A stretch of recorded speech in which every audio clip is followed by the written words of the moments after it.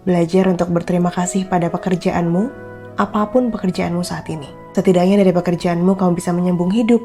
Setidaknya dari pekerjaanmu kamu bisa makan.